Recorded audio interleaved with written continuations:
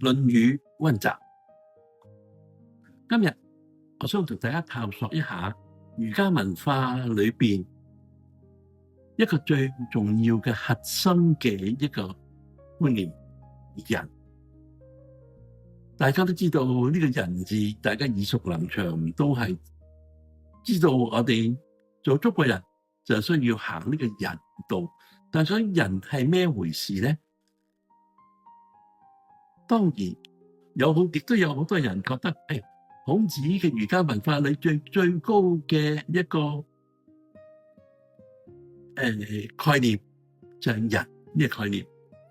但係我可以咁講，仁係一個好核心嘅一個觀念，但並不是孔子追求最高嘅一個境界。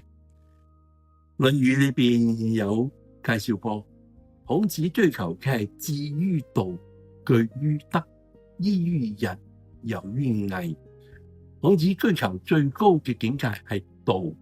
咁喺呢一方面，同當時諸子百家、中國所有傳統文化追求嘅最高境界都係嘅道。大家都有唔同嘅方法去追求呢個道。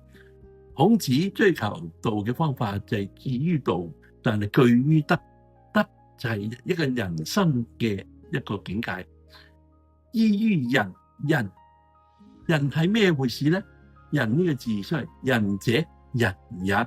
仁字企人邊，一個義，亦都喺中庸裏面講話雙仁偶，就兩個人互動嗰陣時所產生出嚟，如果符合道、符合德嘅，就叫做仁。所以仁，我哋可以咁講，喺儒家文化嚟講，就係人同人嘅互動嘅標準能夠符合道德呢個觀念嘅，呢個人際關係就叫做仁。所以我哋知道仁呢個觀念係一定要喺人群之中，人同人嘅交往之中能夠實現嘅。自己一個人匿埋喺深山裏邊，冇可能成就呢個仁字。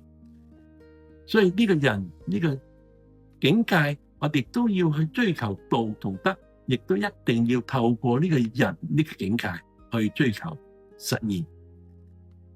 仁呢個字亦都有另外一個好特別嘅解釋，中國文字非常之精彩。我哋知道呢個土，呢個土字，土佢有塊衣，然之後裏邊有肉，裏邊然之後有粒核，核裏邊個剝開個核，裏邊有咩啊？係個土人。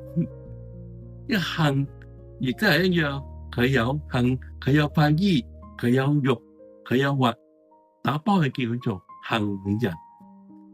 呢個仁字亦都就係一個果實裏邊，佢最裏邊核心個核裏邊最裏邊嘅一樣嘢。